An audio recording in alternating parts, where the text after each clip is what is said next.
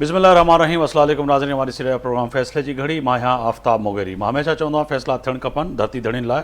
कराची खां कश्मीर, कश्मीर खां कश्मीर ताईं हिन वक़्तु तय आहे त सिंध जे मुख़्तलिफ़ शहरनि में अॼु रहमत जूं फुड़ियूं बरसण खां पोइ तय आहे त इहे जेके रहमत जूं फुड़ियूं वसियूं ऐं इहो जेको चइजे त सिंध जे अंदरि जेको गर्मी जो दर्जा हरारत हुओ उहो घटि थींदे नज़र अचे थो, पर केतिरनि ई इलाइक़नि में इहा जेको आहे बरसाति ऐं मींहुं ज़हमत बढिजी वियो आहे।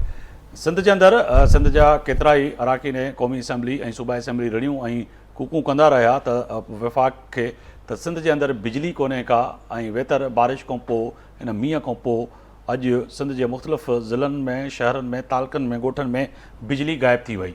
अॼु सिंध जे गादी वारे शहर कराची में बि मुख़्तलिफ़ हिसनि में इन बरसाति जेका रहमत आहे उहा बरसी, पर उनखे बि ज़हमत में तब्दील थींदी नज़र अचे पई। रोडनि ते पाणी ऐं बीहण सां गॾोगॾु मुख़्तलिफ़ करंट लॻण सां केतिरनि ई माण्हुनि जूं ज़िंदगियूं अॼु अजर बणिजी वियूं। पर तय आहे त सिंध जे अंदरि हिन वक़्तु इंतिहाई गर्मी उरूज ते हुई ऐं असां तव्हां सभु दुआऊं पिया कयूं त किथे न किथे अलाह जे तरफ़ां इहा रहमत बरसे त घटि में घटि गर्मी में जेका चइजे त उन में कमी अचे। पर सियासी गर्मी जी ॻाल्हि कयूं त पारो हिन वक़्तु सियासी गर्मी जो हाय आहे। हिन वक़्तु वज़ीर आला KP के जहिड़ी रीति चए पियो त गवर्नर KP के फैसल करीम बुंडी साहिबु गवर्नर हाउस जो ऐं पंहिंजे घर जो बिजली जो बिल भरे न पियो सघे ऐं ॿिए तरफ़ जेके ॻाल्हियूं करे पियो उहे सम्झ खां बालातर आहिनि। अॼु चेयरमैन पाकिस्तान पीपल्स पार्टी बिलावल भुट्टो पेशावर में यानी कि KP के गवर्नर हाउस ऐं प्लस में KP के जी तमामु पाकिस्तान पीपल्स पार्टी जे अॻुवाननि सां मुलाक़ात कई। इहा पंहिंजी जॻह ते अहम ॻाल्हि आहे ई आहे।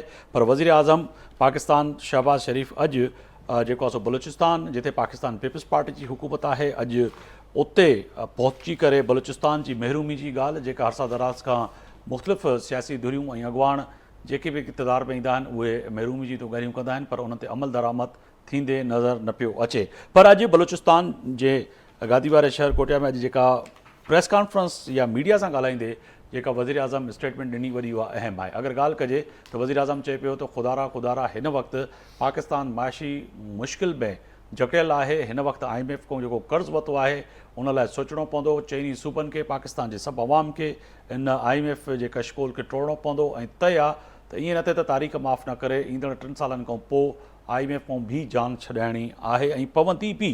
पर लॻे कोन पियो त IMF खां जेको आहे सो पाकिस्तान जे जेको आहे सो आवाम जी इन मां जान छुटी सघे। इन सां गॾोगॾु अदालती निज़ाम जी ॻाल्हि कयूं त अॼु जजनि जे ख़िलाफ़ु जेका मुहिम जेका हलाई पई वञे, इस्लामाबाद हाई कोर्ट जेको आहे सो कानून वारे वज़ीर ऐं इतलात वारे वज़ीर खे तलब कंदे चयो आहे त जस्टिस गुलज़ार जे लाइ ख़िलाफ़ु जेका मुहिम में मुलविस माण्हू आहिनि उन्हनि खे न बख़्शियो वेंदो। तय आहे त इन जो दिफ़ा यकीनी तौर ते वफ़ाक़ी हुकूमत करे ऐं डिग्रियुनि वारो जेको मामिलो आहे उनखे बि यकीनी तौर ते जेको आहे सो दिफ़ा ख़ासि तौर ते वफ़ाक़ी हुकूमत खे करणु खपे ऐं हर जज पंहिंजी डिग्री अगरि कंहिं हर आम माण्हू खे ॾेखारण खां क़ासिर हूंदो तय आहे त इहो बि फ़ैसिलो इस्लामाबाद यानी कि वफ़ाक़ी हुकूमत खे ई करिणो पवंदो।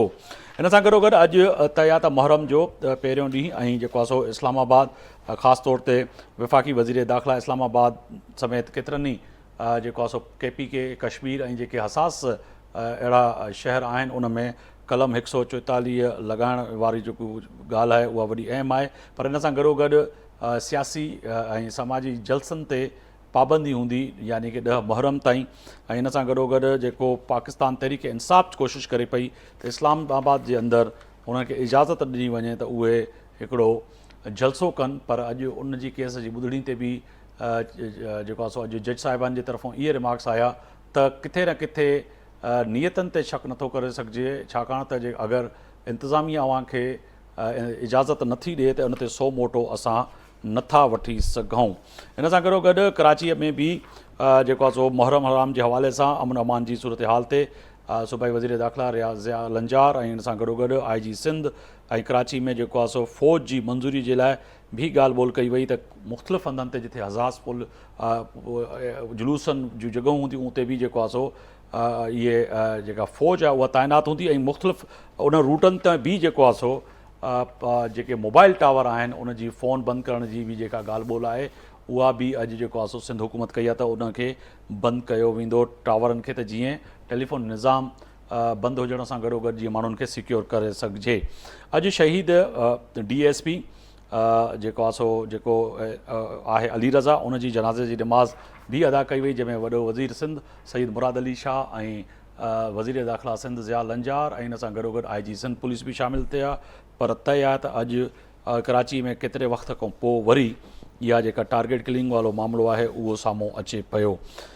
दहशतगर्द जी ॻाल्हि कयूं त अॼु वज़ीर आज़म इन जी ॻाल्हि जे बि अज़म कयो त दहशतगर्द पाकिस्तान ऐं ख़ासि तौर ते बलूचिस्तान में जेके आहिनि उन्हनि खे जेको आहे सो फौरी तौर ते ख़तमु करण जी कोशिशि कई वेंदी ऐं हिन वक़्तु कोशिशि कई बि वञे पई। पर असां तय आहे त जेके दहशतगर्द ऐं अहिड़ा दहशतगर्द जेके हिन वक़्तु नथा चाहिनि त उहो पाकिस्तान खे इस्तेकाम ऐं पाकिस्तान जी तरक़ी, पाकिस्तान जी माशी हब खे जेको आहे सो नुक़सानु पहुचाइण जे लाइ, मैशियत खे नुक़सानु पहुचाइण जे लाइ उन्हनि सां ॻाल्हियूं ॿोलियूं नथियूं थी सघनि। पर उहे माण्हू जेके माज़ी में बि असां आश कई आहे, असां चयो आहे त उन्हनि सां ॻाल्हियूं ॿोलियूं थी सघनि थियूं, जेके पाकिस्तान जे आइन ऐं पाकिस्तान जे कानून खे तस्लीम कंदे ऐं इहे हथियार फिटी कनि त उन्हनि सां ॻाल्हि ॿोल थी सघे थी। इन ते ॻाल्हि ॿोल कंदासीं। मुंहिंजा मोज़िज़ महिमान डॉक्टर करीम ख्वाजा साहब आहिनि, सीनियर अॻवान आहिनि पाकिस्तान पीपल्स पार्टी जा। तव्हांजी वॾी महिरबानी, आवाज़ असां जेको आहे सो स्टूडियो में मौजूदु आहियो। मखदूम मोहसिन साहब आहिनि पाकिस्तान तहरीक इंसाफ़ जा सीनियर अॻवान आहिनि, अवां बि असां स्टूडियो में मौजूदु आहियो, तव्हांजी वॾी महिरबानी। अली अकबर गुजर साहब टेलीफोन लाइन ते जॉइन कंदा थोरी देरि में, उन्हनि जी बि वॾी महिरबानी त जेको आहे सो उन्हनि सां बि नून लीग ऐं ख़ासि तौर ते हिन वक़्तु वफ़ाक़ी हुकूमत जी जेके पॉलिसियूं आहिनि उन ते ॻाल्हि ॿोल करे सघिजे। डॉक्टर साहब मां अवां ॾे ईंदुसि। तब खां पहिरियां तय आहे त जेको अॼु वज़ीर आज़म जो जेको दौरो बलूचिस्तान आहे उहो वॾो अहम आहे।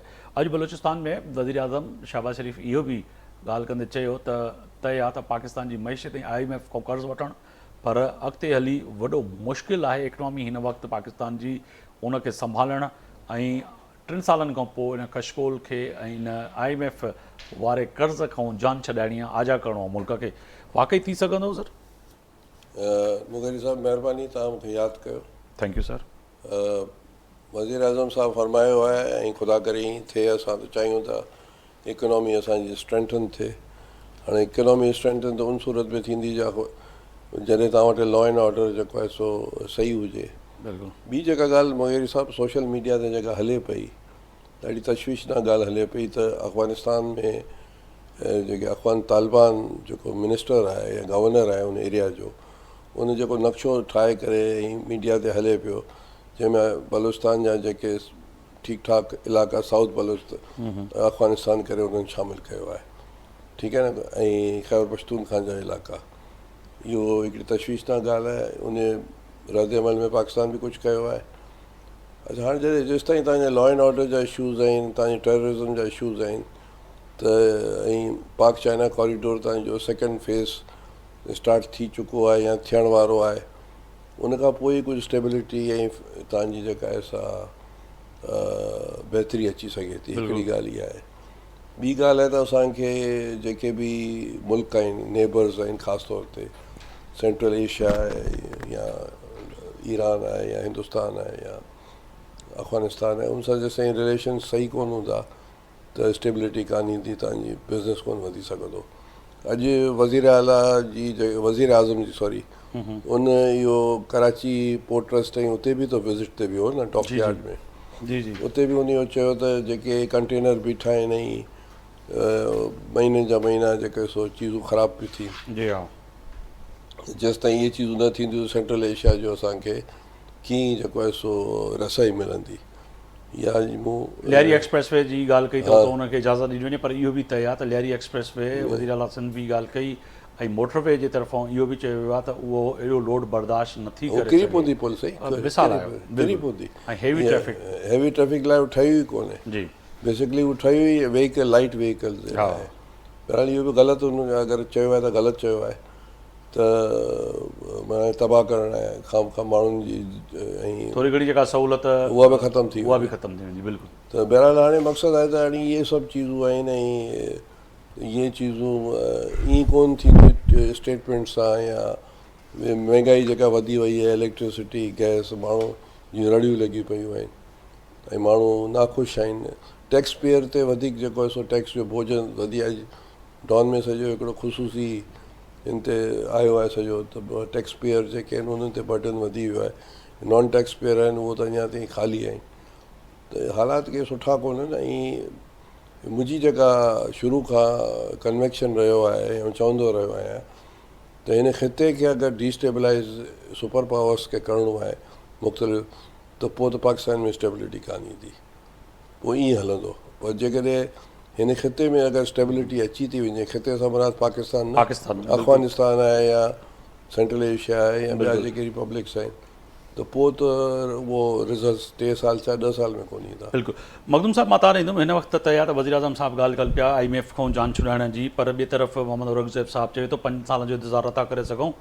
इन सां गॾोगॾु त या त IMF जो मौजूदा प्रोग्राम जेको आहे इहो आख़िरी न हूंदो, नाणे वारो वज़ीर चवे पियो, त पोइ त या त हिन वक़्तु पाकिस्तान जे अंदरि जेका सूरत हाल इंतिहाई ख़तरनाक सिचुएशन आहे, ख़ासि तौर ते क़ौमी ख़ज़ाने जी ॻाल्हि कयूं, टैक्सिस जी ॻाल्हि कयूं, बिजली महांगी जी ॻाल्हि कयूं, रोज़गार मिले कोन पियो, पघारूं जेके वाद वारियूं ॻाल्हियूं थियूं आहिनि प्राइवेट सेक्टर में, ओड़ी तरह सां पघारूं उन ते जेको आहे सो अमल दरामद न पियो थिए, त पोइ वाक़ई हिन वक़्तु जेका अनारकी आहे, मुल्क कहिड़े तरफ़ पियो वञे। पाकिस्तान तहरीक इंसाफ़ सम्झे पई त मौजूदा हुकूमत, वफ़ाक़ी हुकूमत जेके वाइदा वचन कया, पाकिस्तान पीपल्स पार्टी तव्हांजे साम्हूं आहे, किथे न किथे लाज़मी अवामी पार्टी आहे, उहा बि इन ॻाल्हियुनि ते नाराज़ आहे त जेके मौजूदा बजट आहे उहा ओड़ी रीति उन्हनि खां सलाह मशवरो न वरितो हुयो। बिस्मिल्लाहिर्रहमानिर्रहीम। साईं, असल में ॻाल्हि इहा आहे त पाकिस्तान में स्टेबिलिटी जो न हुअण हुनजी वॾे खां वॾी वजह इहा आहे त असीं अवाम खे हक़ाइक़ ॿुधाइण जे बजाए असीं पॉलिटिकल स्टेटमेंट्स ते वधीक मुतवजा थियूं था या पॉलिटिकल स्टेटमेंट्स अचनि थियूं। प्राइम मिनिस्टर साहिबु, तव्हां अगरि नोट कयो, प्राइम मिनिस्टर साहिब जी जेका बि ॻाल्हि आहे, आऊं त कोन थो सम्झां, ऐं सम्झो तव्हां बि एतिरो तजुर्बो रखो था त हीउ को आख़िरी IMF जो प्रोग्राम आहे। IMF खां सवाइ पाकिस्तान जी इकोनॉमी हली कान थी सघे, ऐं असां वटि वॾे खां वॾो मसइलो डिस्टेबलाइज़ेशन बि आहे, लॉ एंड ऑर्डर बि आहे, पर उन खां वधीक मसइलो आहे करप्शन। त असां ते केरु डिपेंड नथो करे, इंटरनेशनल क़ुवतूं छा थियूं चवनि, पाकिस्तानी इकोनॉमी, पाकिस्तानी मईशत, Pakistani law and order, Pakistan सॼो मुल्क, असांजे बारे में ॿिया तव्हां इंटरनेशनल क़ुवतूं छा थियूं चवनि, तव्हां अञा रिसेंटली यूनाइटेड नेशंस जी स्टेटमेंट ॿुधी हूंदी त हुननि जो छा मौक़िफ़ हो, ऐं असांजी मज़ाक बणिजी चुका आहियूं। ऐं काफ़ी अरसे खां वठी ऐं हिकिड़ी हुकूमत खे कोन थो क्रिटिसाइज़ कयां त तव्हां ॾिसो त असां वटि त असांजी बदकिस्मती रही आहे त असां वटि त को पॉलिटिकल वर्कर त फिनांस मिनिस्टर रहियो ई कोन्हे। चंद महीननि जे लाइ अगरि को अचे थो त वरी उनखे हटायो थो वञे। हिते नॉन पॉलिटिकल माण्हू खे आंदो थो वञे त जीअं उहो अनपॉपुलर फ़ैसिला करे। ऐं हींअर बि अगरि कंहिंजे पघारनि में वाद अगरि 20% जी ॻाल्हि थी आहे, उहा ग़लती अवां बि कई, असद उमर साहिब खे आंदो, वरी अवां खां बि फरमाइश कई, वरी अवां बि जेको आहे सो इम्पोर्टेड माण्हू आंदा ॿाहिरियां, वरी उहे रखिया जंहिंमें तय आहे त हफ़ीज़ शेख साहिब जो ॻाल्हि कयो, रज़ाक दाऊद तरीन ग़लतियूं थियूं, शौकत तरीन। ऐं मूं पहिरीं स्पेसिफिकली चयो त कंहिं हिकिड़ी पॉलिटिकल पार्टी हिकिड़ी ट्रंग असां वटि मुसलसल ईअं थींदो आयो आहे त नॉन पॉलिटिकल माण्हू असां वटि ते इन मिनिस्ट्री ते इम्पोज़ कया था वञनि, उहे अनपॉपुलर फ़ैसिला कनि था, अवाम जो नथा सोचीनि। हाणे वज़ीर आज़म साहिबु ठीकु आहे, असांजा हज़ार इख़्तिलाफ़ आहिनि, पर उहो हिकिड़ो पॉलिटिकल माण्हू आहे, उहो फ्री सरी बि पॉलिटिकल ॻाल्हि कंदो त ठीकु आहे, अगरि अमल न बि करे सघंदो पर ॻाल्हि उहा ई थो करे त हीअ आख़िरी थींदो, हूअं थींदो, हू त माना पॉज़िटिव ॻाल्हि बि नथा कनि। हिकु ऑलरेडी हिकिड़ी अवाम में मायूसी आहे, अवाम में हिकिड़ी गैर यकीनी जी सूरत हाल आहे, ऐं उन गैर यकीनी सूरत हाल जो सभु वॾे खां वॾो सबबु इहो आहे त क्राइम रेट में इज़ाफ़ो थींदो थो वञे। तव्हां ॾिसो त सही असांजे मुल्क जा हालात किथां पिया वञनि। त राति DSP वारो वाक़ियो ॾिसो कराची में छा थियो आहे, कश्मीर में छा पियो थिए, अंदरून सिंध में छा पियो थिए, मटियारी में छा पियो थिए, थर में छा पियो थिए, टंडो मोहम्मद ख़ान में छा पियो थिए, नवाबशाह में छा पियो थिए। असां वटि माना ॾींहुं ॿ ॾींहुं लॉ एंड ऑर्डर जी सिचुएशन इहे करे त माण्हू सम्झंदा त हुकूमत असांखे डिलीवर कंदी कान। पहिरियों त ज़ुल्म इहो त धाड़ेलनि जे हथों पिया अॻुवाट थियूं, हाणे त पुलिस जे हथों पिया मरऊं। तव्हां पोयनि ॾींहंनि में ॾिठो त जेको आहे सो हिकु फैमिली खे गुलशन हदीद में जहिड़ी रही त पुलिस फायरिंग करे ऐं उन्हनि खे मारियो, त इहा हिकिड़ी ज़ुल्म जी इंतिहा थी वई आहे। त किथे न किथे हिन वक़्तु सूरत हाल आहे त माण्हू ख़ौफ़ज़दा आहिनि त हाणे वर्दी वारनि कोन रिॼूं, बग़ैर वर्दी वारनि कोन रिॼूं, यानी कि पुलिस कोन रिॼूं, या वरी हिन जेके कचे जा जेके धाड़ेल आहिनि, शहर जा धाड़ेल खे कोन रिॼूं। माना माण्हू पॉलिटिसाइज़ थी विया आहिनि साईं। जेको बि इदारो पॉलिटिसाइज़ थींदो उन इदारे में ईअं ई थींदो। ऐं असां वटि हिते अकाउंटेबिलिटी कान्हे। मूं पहिरीं अवां जी पार्टी जो तमामु घणो हथु आहे इन इदारनि ते, चाहे उहा अदलिया जो निज़ाम हुजे, चाहे उहे पुलिस हुजे, चाहे उहे जज साहिबा हुजनि, उन्हनि खे वधि में वधि सियासी रंग ॾियण वारा पाकिस्तान तहरीक इंसाफ़ ई आहे। पाकिस्तान तहरीक इंसाफ़ 96 में वजूद में आई आहे ऐं पावर में आई 2014-13 खां वठी। उन खां पहिरीं बि साॻी कमु थींदो रहियो आहे। विक्टिमाइज़ेशन त शुरू खां वठी हलंदी आई आहे। अॼु जी त ॻाल्हि कान्हे। असां वटि हिते इदारनि खे असांखे इनफ़रादी तौरु असांखे चेंज थियणो पवंदो। हर इदारे में हर फ़र्द खे पंहिंजी ज़िमेदारी खां वधीक अख़्तियारात ते नज़र सानी करणी पवंदी। असां वटि मसइलो सिर्फ़ु इहो त असां वटि चेक एंड बैलेंस कोन्हे। उहा ई वजह आहे त हाणे जीअं तव्हां चओ त माण्हू धाड़ेलनि खां वधीक वर्दी वारनि धाड़ेलनि खां डिॼनि था। माण्हू परेशान आहिनि, माण्हू सोचींदा छा। ऐं तव्हां अगरि रेशो कढी ॾिसो त केतिरा माण्हू पाकिस्तान छॾे माइग्रेट कनि। ॾिसो न, को बि माण्हू पंहिंजी धरतीअ खे पंहिंजे घर खे दिल्ली तौरु छॾण जे लाइ आमादा न आहे। मजबूरी आहे, मजबूर थी पोइ माण्हू हलिया था वञनि मुल्क छॾे। सर डॉक्टर साहब पोइ हिकिड़ी ॻाल्हि तय आहे त फ़ैसिले जी घड़ी अगरि ॻाल्हि कयूं त वाक़ई जेका हिन वक़्तु अवां बि ॻाल्हि कयो पिया, अवां सां मुराद अवां जी पार्टी बि चवे पई त किथे न किथे मैशियत ते विहणो पवंदो। चेयरमैन साहब बिलावल भुट्टो बि किथे न किथे इहा ॻाल्हि हिन ते ज़ोर पियो ॾिए त हिकिड़ी चार्टर ऑफ डेमोक्रेसी त आहे पर चार्टर ऑफ इकनॉमिक खे साइन करिणो पवंदो।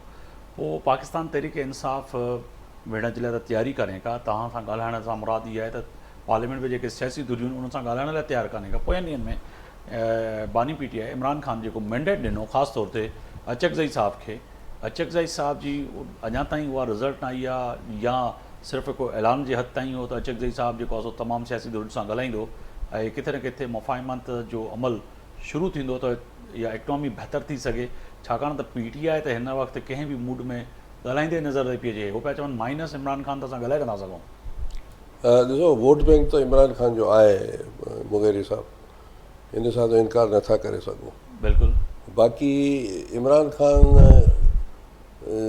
या हिन जी पार्टी जा जेके आहिनि दोस्त उहे सम्झनि था त नवंबर परे कान्हे, हीउ महीनो जुलाई जो हले पियो ऐं हुन में ट्रम्प खटंदो त पोइ इमरान ख़ान खे सहूलियत मिलंदी। ख़ुदि इहे मार्केट में ॻाल्हियूं हलनि पियूं। सो हू तकड़ में हिन हवाले सां ट्रम्प जे इंतज़ार में आहिनि। सॉरी सर, मां तव्हां जेका ॻाल्हि कई त PTI जा कुझु दोस्त नवंबर जी इलेक्शन US इलेक्शन ऐं ट्रम्प जे अचण जे इंतज़ार में आहिनि त उहो ईंदो त कुझु हिननि खे रिलीफ मिलंदो। हा, उहो ख़ान साहब जो बि इहो ई ख़्यालु आहे। अच्छा। ऐं अमेरिका में बि इहो ई मूड ठहंदे नज़र पियो अचे।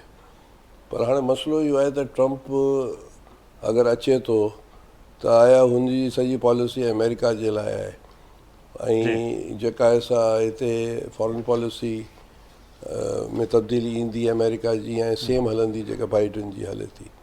मुंहिंजो ख़्यालु आहे त सेम पॉलिसी हलंदी ऐं ट्रम्प खे बि कुझु लिमिटेशन्स हूंदियूं पॉलिसीज़ जे हवाले सां। पर बकैफ़ अमेरिका जो हिकिड़ो टेलीफोन काफ़ी आहे हुनखे रिलीज़ करण जे लाइ। ऐं इहा ॻाल्हि मुशाहिद हसन बि टेलीफोन ते मतिलबु इहो चई चुको आहे कुझु ॾींहं पहिरीं।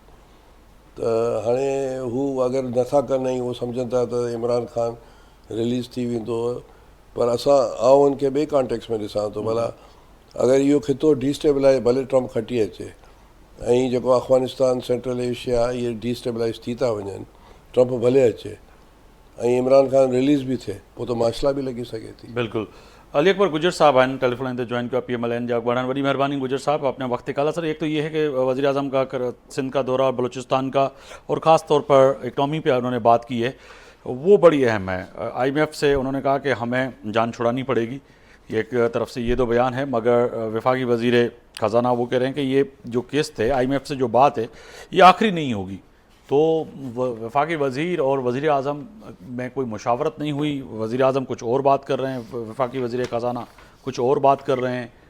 तो वाकई ये कशकोल तोड़ने वाली जो बात कर रहे हैं इसमें कोई हकीकत नज़र आ रही है PMLN को? जी अस्सलाम वालेकुम, बहुत शुक्रिया आफ्ताब आपका।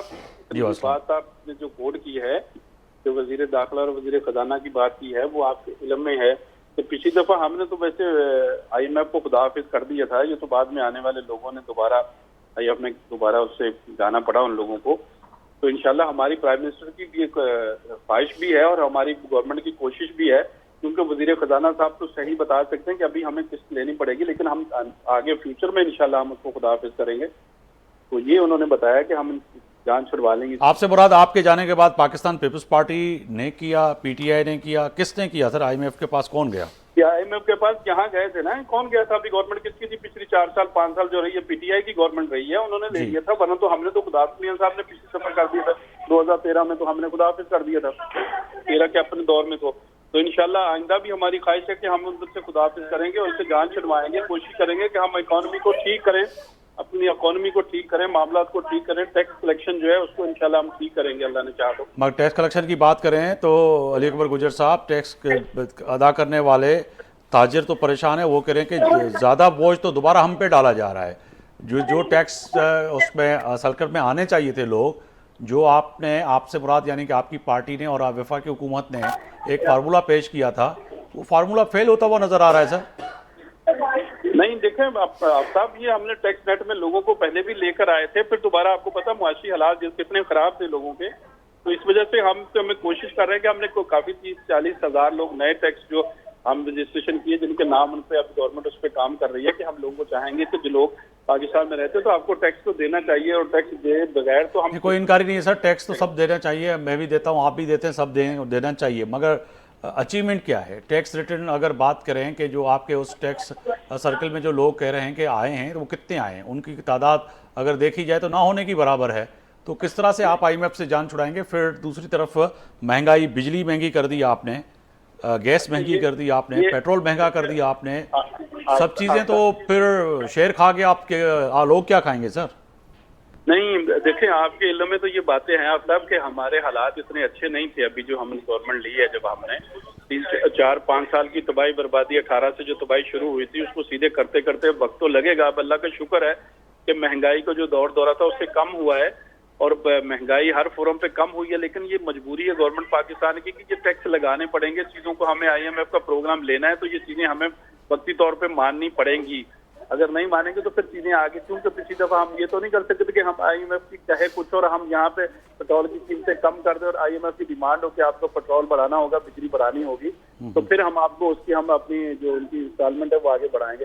तो अगर हम इस तरह के ब्लंडर करेंगे तो हम एक रियासत को सीरियस तौर पे तो नहीं चला रहे होंगे, हम मजाक थोड़ी कर रहे हैं। हम एक जिम्मेदार हुकूमत पाकिस्तान है और जिम्मेदार लोग हैं हमारे, तो वो जिम्मेदारियों से चीज़ों को लेकर चलेंगे। हाँ मुश्किल वक्त है थोड़ा सा, तो इंशाल्लाह इस मुश्किल वक्त जल्द इंशाल्लाह खत्म हो जाएगा। आसानियाँ शुरू हो गई हैं, फॉरेन इन्वेस्टमेंट आनी शुरू हो गई है, लोगों ने पाकिस्तान पर ट्रस्ट करना शुरू किया है। ऐसा तो नहीं है कि पहले से देखें आपके हालात मामला बहुत बेहतर हुए हैं, ये बजट आया है। और सर फॉरेन इन्वेस्टमेंट की बात की आपने कहा कि फॉरेन इन्वेस्टमेंट आ रही है, हालात बेहतर की तरफ जाएंगे, मगर ये जिस ग्लासेस से आप देख रहे हैं ये हमें क्यों नहीं नजर आ रहे हैं? नहीं वो आपको देखें, आप एक तज्जिया निगाह रहे हैं, आपने तो प्रोग्राम करना होता है। नहीं, मैं प्रोग्राम नहीं, मैं तो अगर तनकीद तो बराए इस्लाह के लिए करता हूं, और वो चीज़ नहीं है कि आपकी अगर कोई चीज़ अच्छी भी हो तो मैं जानबूझ के प्रोग्राम कर रहा हूं तो उसको बुरा कहूं, ऐसा नहीं है, हरगज मतलब नहीं है। अगर अच्छी चीज़ है तो उसको अच्छा कहेंगे। आफ्ताब मैं ये बात नहीं कह रहा हूँ, मैं कह रहा हूँ कि आपको करनी चाहिए और ये आपका हक है, और अपोजिशन के लोगों का, तमाम लोगों का, मीडिया के लोगों का भी हक है कि वो लोगों को उजागर करें अपनी बातों को, और ये बातें कहें कि हमारी जहाँ जहाँ गलतियां होंगी, हम जहाँ जहाँ पे गलतियां कर रहे होंगे, आप लोग नहीं बताएंगे तो फिर किस तरह पता चलेगा। लेकिन आपको भी इंशाल्लाह ये चीजें जल्द नजर आनी शुरू हो जाएंगी। आप देखें आटे का रेट अगर चेक करेंगे तो इससे हमारी गवर्नमेंट, सर ये तो मेहरबानी, फिर भी जो है ना, हम अनवर वजीर आजम जो है, साबिक निगरान वजीर आजम, उसकी इस कौम पे मेहरबानी है कि अगर वो गंदम जो है खरीद के नहीं जाते और गंदम स्कैंडल नहीं होता तो आज गंदम नहीं मिलती, आटा नहीं मिलता, उसका क्रेडिट भी आप लेते हैं। मगर इसका भी ले लें ना, जो पंजाब के हारियों के साथ हुआ, सिंध के हारियों के साथ हुआ, वो भी क्रेडिट ले लें कि उनके साथ आपने क्या किया, तारीख में बदतरीन हालात उनके कर दिए। अरे मेरे भाई, मैं आटे की नहीं, आगे पूरी बात तो मेरे भाई सुन लें, मैं आटे की बात नहीं कर रहा हूँ। आप घी भी, ऑयल जो है, एडिबल ऑयल जो, वो भी कम हुआ है, यहाँ पे चावल कम हुए हैं, वहाँ पे आपकी चीनी कम हुई है, तमाम वो खाने पीने की, सर हर चीज महंगी हो गई है गुजर साहब। आज 240 रुपए लीटर दूध मिल रहा है, दूध के ऊपर टैक्स लगा था जो 240 रुपए लीटर दूध मिल रहा है सर, बढ़ गया, कम नहीं हुआ। देखें आप रेजिडेंस निकालें, अभी नेट पे मौजूद होगी, आपको पता चल सर मैं आम बंदे जो इस वक्त आपको सिंध के लोग देख रहे हैं, कराची के, कशमोर के, कंदकोट के, शिकारपुर के, वो तो बेचारे यही देख रहे होंगे गुजर साहब कह रहे हैं चीजें सस्ती हुई। ऑयल जो है 15 रुपए फी लीटर महंगा हुआ है, इजाफा हुआ है। नहीं अभी निकालें ऑयल की, आप नेट पे निकाल लें, अभी कैसे 70 से 80 रुपए कम हुआ था, अभी ऐसा ना करें, अभी देखें उसके टोटल कास्ट देखेंगे। हम रोजाना मार्केट में बैठते हैं, लोगों को चेक करते हैं, और हम भी पाकिस्तान के शहरी हैं और तमाम चीजों पे हुआ है, लेकिन अभी पेट्रोल। चले सर, मेरे साथ मोहसिन इंटरनेशनल मार्केट मखदूम मोहसिन भी हैं पाकिस्तान तहरीक इंसाफ से, और सीनियर रहनुमा है पाकिस्तान पीपल्स पार्टी के ख्वाजा साहब, डॉक्टर करीम ख्वाजा साहब, तो उनसे भी मैं मालूम करूं, वो भी रोजमर्रा की चीजें लेते हैं, मगर PMLN को ये जो चीजें नजर आती हैं तो पीपल्स पार्टी और उनसे कि ये चीजें कम हुई हैं कि नहीं हुई, वो आपको बिल्कुल मैं आप साथ ही रहिएगा सर, डॉक्टर साहब। मैं साथ हूँ, बिल्कुल बिल्कुल, बहुत शुक्रिया सर। हिकिड़ी ॻाल्हि त इहा आहे तय आहे त हिन वक़्तु वॾी अहम ॻाल्हि आहे, मूंखे सम्झ में ॻाल्हि पई अचे त खीर जेको रोज़मर्रा असां वठी पियूं पिया, मुंहिंजो प्रोग्राम यकीननि हिकिड़ी वॾी अहम आहे, पर आम माण्हू जेको ॾिसे थो घटि में घटि चए पियो त तव्हां सियासी अॻुवाननि खां इहो थो पुछो त 240 रुपया लीटर खीर, घी महांगो, अटो महांगो, दाल महांगी, जंहिंजी पघार ई वीचारे जी 18 खां 15,000 आहे, उनखे गैस जो बिल अगरि 10,000 8,000 रुपया अचे, जेको घटि में घटि 8,000 रुपया अचे पियो गैस जो, बिजली जो बिल अचे पियो 15 खां 20,000 रुपया हिन वक़्तु वापडा ऐं के इलेक्ट्रिक जो बिल इहो आहे, त उहो जीअंदो कीअं अॻिते पाण खे वधाईंदो? उहो पिया चवनि त सभु शयूं सस्ती थियूं आहिनि, बिला वजह तव्हां ॻाल्हि पिया कयो, असां बि मार्केट में वेठा आहियूं, तव्हांखे वाक़ई का बिल्कुलु सर, बर्डन वधी वियो आहे। ख़ुदि असीं पाण घर में इलेक्ट्रिक जो बिल आहे उहो अनयूजल थी वियो आहे, जेके असां वटि ईंदो वधि में वधि 22,000 ताईं, 20,000 ताईं, 24,000 ताईं, उहे जेको 50,000 थी वियो आहे। ऐं हर माण्हू जे लाइ प्रॉब्लम्स लॻा पिया आहिनि, गैस में बि इहे ई चकर आहे, ऐं बिल्कुलु खाधे पीते जी चीज़ूं बि इलाही वधी वियूं आहिनि, ऐं इलाही चीज़ूं मुगैरी साहिबु माण्हू छा चए भला, चीज़ूं कोलेप्स पासे पियो वञनि, तमामु सर ख़तरनाक सिचुएशन आहे, माशरो कोलेप्स पासे पियो वञे, ऐं इहो जेके IMF बि कोन सर्वाइव कराए सघंदो। असांखे इनकलाबी लेवल ते जेको आहे सो मिसाल तौर ते बिलावल साहिबु जेको फरमायो त चार्टर ऑफ डेमोक्रेसी सां गॾु चार्टर ऑफ इकोनॉमी आहे, असांखे फॉरेन पॉलिसीज़ में 180 डिग्री चेंज करणी पवंदी, असांखे जेके बि नेबर्स आहिनि उन्हनि सां दोस्तियूं वधाइणी पवंदियूं, असांखे जेको आहे सो असांजी 75 साल खां जेका पॉलिसीज़ आहिनि उनखे चेंज करिणो पवंदो, तॾहिं वञी करे रिज़ल्ट ईंदा, बाक़ी इहे चीज़ूं सभु बेकार। मखदूम साहब, तव्हांखे बि लॻे पियो वाक़ई त हिन वक़्तु महांगाई उरूज ते आहे, सियासी छिकताणी असां त कंदा ई आहियूं सॼो ॾींहुं पंहिंजे प्रोग्रामनि में, सियासी जलसनि में, हर शइ में, पर आम माण्हूअ जी जेका पल्स आहे उहो चए पियो त असांजी ॻाल्हि केरु छो नथो करे, असांजी ॻाल्हि करणु खपे। हिन वक़्तु शयूं तमामु महांगियूं थी चुकियूं आहिनि। मां गुजर साहिब ॾे बि वेंदुमि, मां कल्ह ख़रीदारी पंहिंजी पाण कंदो आहियां, जेको कल्ह मूं शयूं वरितियूं आहिनि उहे माण्हू इतफ़ाक़ बि कंदा, ऐं इंतिहाई ख़तरनाक सूरत हाल हुई, ऐं मूं जहिड़ो माण्हू माना ग़रीब माण्हू आहियां त मूं ई परेशान थी वियुमि, त मूं चयो त जिथे मूंखे 5 किलो शइ वठणी उते मूं 2.5 किलो करे छॾी, जिथे मूंखे पटाटा वठणा 5 किलो उहो 2.5 किलो वरिता। सो हाणे इहा जॾहिं सूरत हाल थिए त पोइ वीचारो आम माण्हू जेके असां जहिड़ा ग़रीब माण्हू आहिनि उहो कीअं गुज़ारो कंदा? हिन वक़्तु महांगाई त उरूज ते आहे। साईं, आउं सम्झां थो त इहो असां सभिनी पॉलिटिकल पार्टीज़ जे नुमाइंदनि जो, पॉलिटिकल पार्टीज़ जो, सभिनी सियासतदाननि जी इहो कंबाइंड फेलियर आहे। त असीं अॼु ताईं पंहिंजे तस्लीम बि कयो था, पोइ जेका ख्वाजा साहब बि ॻाल्हि पिया कनि, ऐं बिलावल भुट्टो साहब बि चवनि पिया पेपर्स पढ़ियो, चार्टर ऑफ डेमोक्रेसी त आई आहे, पर इकोनॉमी चार्टर ऑफ इकोनॉमी ते वेहण जे लाइ तयारु छो न आहियो? हिन ते वेहो न साईं, हुन ते उदारा तव्हांखे को ख़ौफ़ कान्हे को त तव्हां जे अगरि पंहिंजूं रंजिशूं थोरे वक़्त जे लाइ साइड ते रखी करे ऐं पीपल्स पार्टी ऐं PMLN सां सभिनी सां वेही करे चओ हा ठीकु आहे, आवाम जो माण्हुनि जो मसइलो आहे, इन ते गॾिजी करे पाकिस्तान खे मुश्किल हालात में कढो त चुन था वियो। साईं, उहो सीरियस ॻाल्हि कनी कोन था। कीअं सीरियस थी हॉस्पिटल में एडमिट थियनि? सीरियस हिकिड़ो लाइटली मूड जी ॻाल्हि आहे त कीअं थियनि सीरियस? हाणे जॾहिं बि हू ॻाल्हि कनि पिया माज़रत सां, कथा कलामी थी थिए त बाबा तव्हां हिन ते वेहो, तव्हां चओ था पहिरियों त हीअ असांजा माण्हू रिलीज़ कयो, जेके शर्त आहिनि ॻाल्हाइण लाइ 1 पॉइंट एजेंडा आहे, ॻाल्हाइणु खपे। हिकिड़ो मुल्क जो लीडर आहे जंहिंखे अवाम मेजॉरिटी ॾिनी आहे 8 फरवरी ते, ॻाल्हाईंदो त उन सां ॻाल्हाईंदो न, अवाम बि उन ते यकीन थी करे न। वॾे खां वॾो स्टेक होल्डर बि मुल्क जो उहो आहे हींअर, या पॉपुलैरिटी में को ॿियो को आहे हुनजे मुतबादिल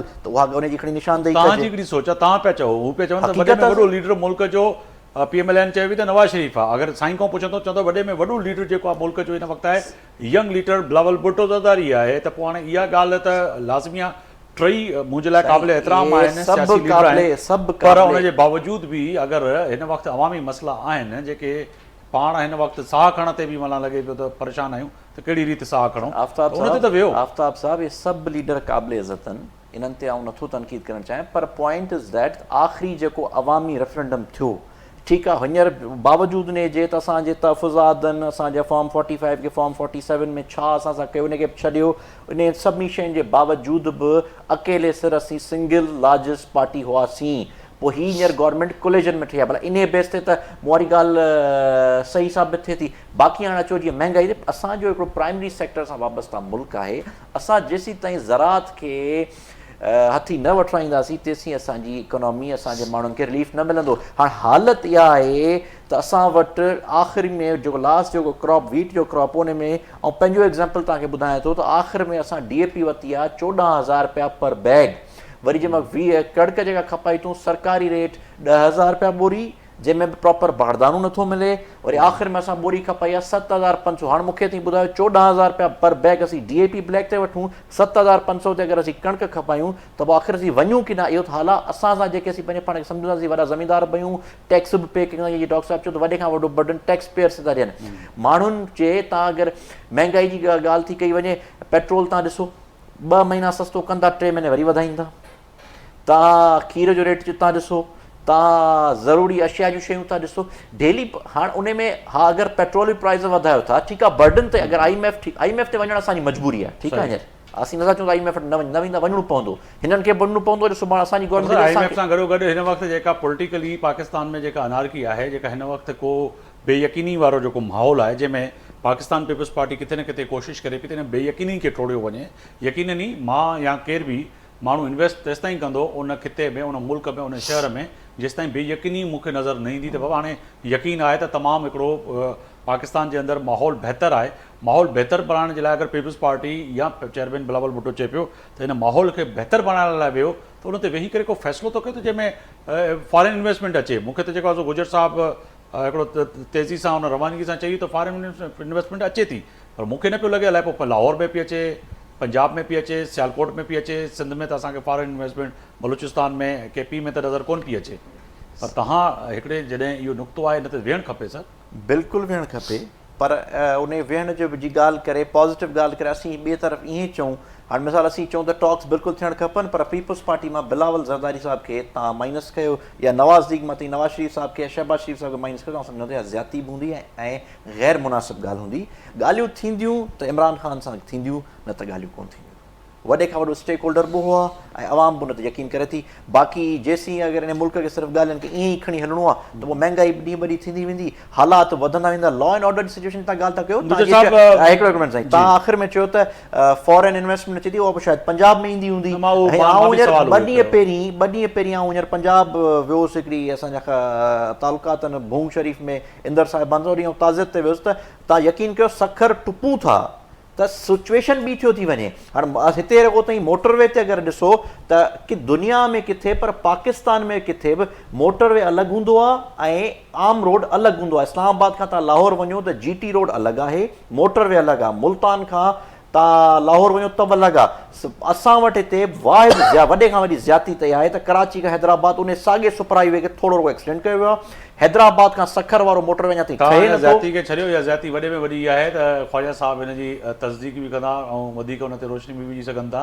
त दुनिया में जिथे पोर्ट हूंदी आहे, मोटरवे ऐं रस्ता उतां बहितर शुरू थींदा आहिनि, त दुनिया में त मुल्क जे अंदरि तमामु उहे शयूं जेका अॼु वज़ीर आज़म ॻाल्हि कई त शिपिंग में, कार्गो में, ख़ासि तौर पर जेका असां एक्सपोर्ट इंपोर्ट कयूं था उन में बहितरी अची सघे। पर वज़ीर आज़म साहिबु इहो बि न चयो विया त असां पंजाब खे ऐं सॼे मोटरवे सां कनेक्ट करे सिंध खे मोटरवे न ॾिनोसीं, ऐं हिन वक़्तु असांजी मजबूरी इहा आहे त असां वटि मोटरवे आहे ई कान। ऐं इहो मोटरवे न हुजण जे करे जिथां मोटरवे कराची खां शुरू थी आहे सॼे मुल्क में, पाकिस्तान में फैलिजी आहे ॼार, पर असां वटि मोटरवे सिर्फ़ु आहे त पंजाब में आहे। मां अॻिते वधंदुसि। गुजर साहब, एक तो तय है कि सर ये बड़ा अहम सवाल पैदा होता है ना सर, कि आप कहते हैं फॉरेन इन्वेस्टमेंट आ रही है, मगर कहाँ आ रही है सर, वो थोड़ा सा बताइएगा। कोई पंजाब में आ रही है, सियालकोट में आ रही है, लाहौर में आ रही है, गुजरांवाला में, गुजरात में आ रही है, कहाँ आ रही है? अच्छा, ये जो पहले मेरे भाई बात कर रहे थे मोटरवे की जो बात कर रहे थे, कौन साहब से जरा मुझे इनका तारफ करवा दें। ये मखदूम मोहसिन साहब हैं, पाकिस्तान तहरीक इंसाफ से। मखदूम साहब से मैं बात का पहले जवाब दे दूं कि मखदूम साहब कह रहे हैं कि वहाँ मोटरवे बनी है, आप भी फरमा रहे हैं शायद कि मोटरवे वहाँ बनी। मोटरवे खैबर से लेके कराची तक बनी हुई है भाईजान, ये भी आप कर रहे हैं। तो मखदूम साहब से ये भी पूछ लें कि 4 साल 5 साल आपकी हुकूमत रही तो 1 किलोमीटर मोटरवे बना देते ना, जो जिन पे आपको एतराज था। तो हमने कहाँ मना किया था? हमने तो नहीं मना किया, मुस्लिम लीग नून की क़यादत ने, कि भाई सिंध का सक्कर हैदराबाद एक टुकड़ा रहता था बीच में, ये कम से कम कंप्लीट कर देते। तो क्यों किसी ने मना तो नहीं किया था आपको? कराची से लेकर डबल मोटरवे इधर से निकाल देते तो 4 साल क्या किया था? तो किसने मना किया था इनको? नंबर 1 ये भी थी। फॉरेन इन्वेस्टमेंट में वहाँ पे देखें, सऊदी अरब वहाँ पे ऑयल रिफाइनरी $अरबों की इन्वेस्टमेंट कर रहा है बलूचिस्तान के अंदर। वहाँ पे आ रही है। यहाँ पे इंशाल्लाह कराची में भी अब जो हमारे पोर्ट के ऊपर बहुत सारी हमारी शिपिंग कंपनीज हैं और दूसरे लोगों को यहाँ बलोचिस्तान और सिंध में इन्वेस्टमेंट आ रही है, ये आपको जल्द पता चल जाएगा। तो वहाँ पे इन चीज़ों का आपको नहीं पता कि कहाँ पे सियालकोट में, लाहौर में, या लाहौर और सियालकोट या लाड़काना सांगर जो है, ये सब के सब हमारे पाकिस्तान के डिस्ट्रिक्ट हैं। पाकिस्तान चारों सूबों का नाम है, बिल्कुल, वहाँ कोई बात नहीं है। और जिनकी जिम्मेदारी थी, जिनको काम करना चाहिए था, 5-5 मगर सर वो जाते जाते देखें, एक तो तय है कि वजीर आजम साहब ने जो फरमाया आज के जी लियारी एक्सप्रेसवे को जो है कार्गो के लिए और हैवी ट्रैफिक के लिए इस्तेमाल किया जाए, वो तो सर अल्लाह अल्लाह करके इतने सालों में कोई, मैं समझता हूं कि मैं बचपन में देखा था, तो अभी 55 में जाके ना कम से कम वो चलता हुआ नजर आ रहा है। उसको भी गिराना चाहते हैं, उसको भी खत्म करना चाहते हैं, तो कैसे उस पे? अरे मेरे भाई, मेरी बात सुन लें मुगेरी साहब, आप भी लोगों को, अपने लोगों की नुमाइंदगी करते हैं तो फिर ठीक तरीके से किया करें। तो इनसे भी कभी पूछ लें कि जिनकी 5-5 हुकूमतें 40-40 साल से यहाँ हुकूमत रही, उनसे भी पूछ लेते। इनसे 5 साल इनकी हुकूमत रही, इनसे पूछ लें कि क्यों मोटरवे नहीं यहाँ पे बनाए, तो अच्छे मोटरवे बना लेते कराची से लेकर। सर मैं आज वजीर आजम ने जो फैसला किया उस पर यकीनन आपसे सवाल करूंगा, फिर इनसे भी सवाल करूंगा आपने क्यों नहीं किया। मगर ये तो बनता है ना कि आज सवाल पैदा होता है गुजर साहब के, वजीर आजम साहब को रेमली तो कह के गए कि जी बस आप ट्रैफिक को यहाँ शिफ्ट कर दें, तो वो कैसे होगा?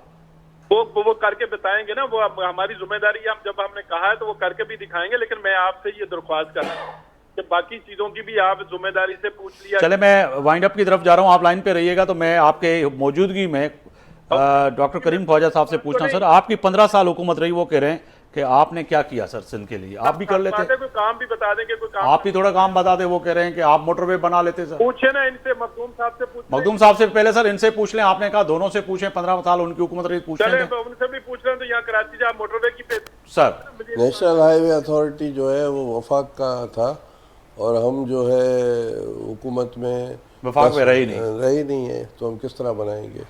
मखदूम साहब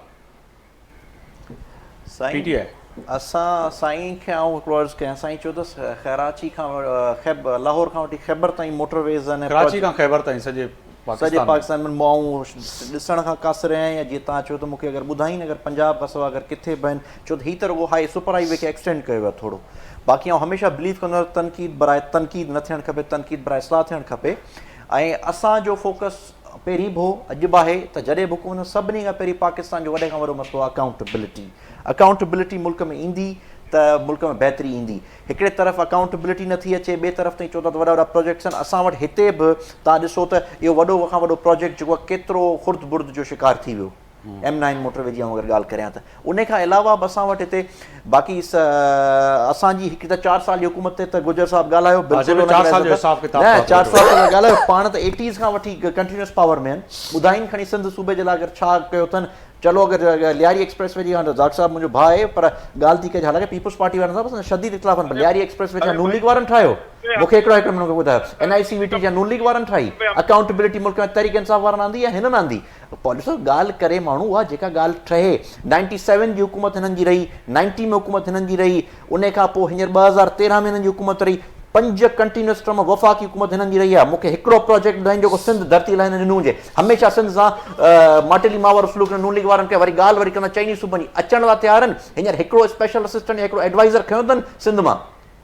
सर ये तो बड़ी अहम बात है कि वाकई सिंध को नजरअंदाज करती है नून लीग। आफ्ताब साहब जी, आफ्ताब मेरी बात सुने, ये मैं भाई को बता दूं, सुन ले जरा। सिंध की धरती में जो काम किए ना, तो पहले कुछ बता दे कि किया था कराची हैदराबाद, तो आपको अच्छा नहीं लगता मोटरवे, लेकिन बनाया हम नहीं है। लियारी एक्सप्रेस वे हमने कंप्लीट किया था।